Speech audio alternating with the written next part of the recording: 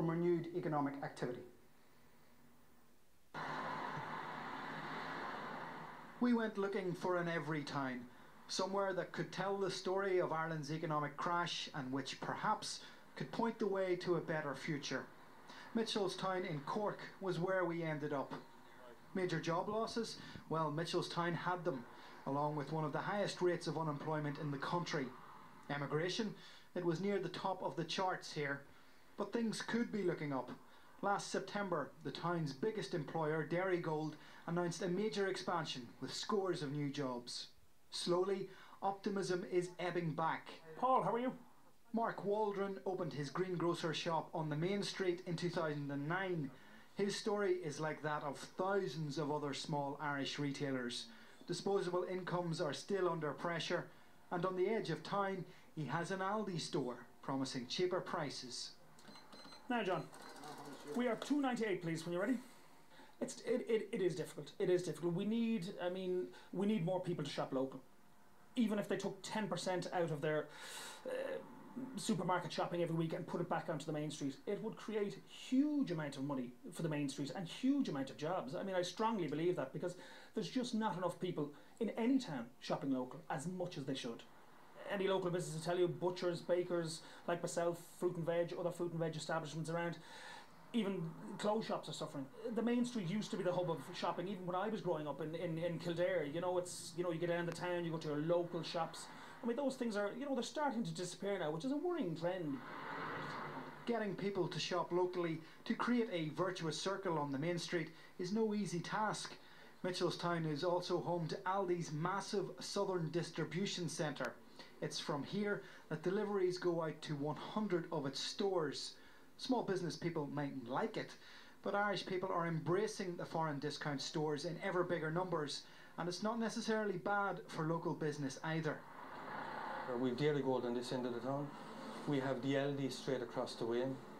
We have the Aldi distribution point just up at the roundabout. They have brought back a lot of economic activity into this edge of the town, right?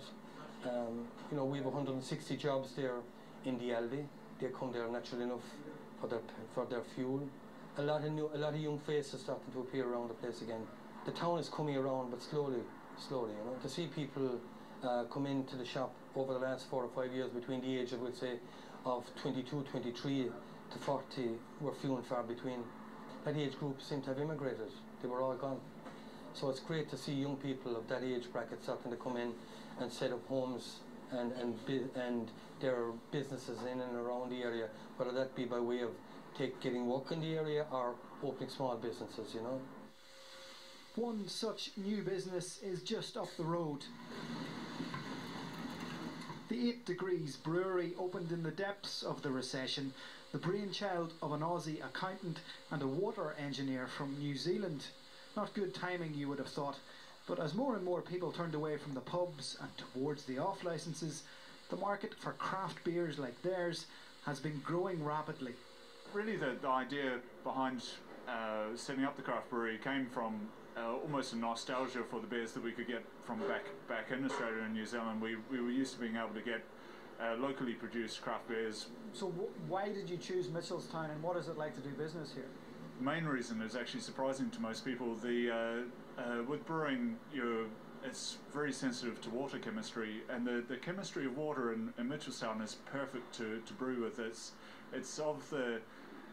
a really soft water that you would normally find in like the Czech Republic, where they brew great traditional lagers.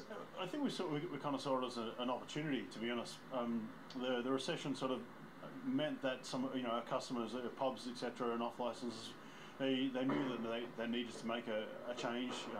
They weren't getting people frequenting their establishments, so they needed to do something different. So we were that something new and interesting and slightly hip, I suppose. And Mitchelstown has really sort of taken us under their wing, particularly in the last sort of 12 months or so. Like we have a lot of taps in town, and a lot of the restaurants are supporting us as well. Scott and I started off just the two of us. Now, not even 4 years on, there's 8 of us working. We're about to undertake quite an ambitious expansion program that will see us relocate in a much larger facility, a brewery which has got the capacity to do about 10 times the amount, and we're hoping to generate a lot more local employment as well. Changing consumer tastes and a bit of innovation ensured that 8 Degrees survived the recession. For small family firms like Mitchelstown Motor Factors, it was the make, do and mend philosophy which people were forced to adopt that kept them coming through the door. But people really couldn't afford to change their car as easily. I would think they would have held on to it for a little bit longer, so therefore they would have to maintain it and service it more, you know, so they weren't worried about, we'll say, the mileage getting that high because they were going to keep it. Car sales bounced back in 2014 and there are more cars on the road too. Mitchelstown is no exception. Definitely, I think people are just maybe starting to pull back a little bit now when they've realised they need a second car, and maybe they're just, you know, they might go a bit smaller, it might be a smaller car, mightn't be as big a family car, but there are definitely more cars on the road. There's more people coming through the door.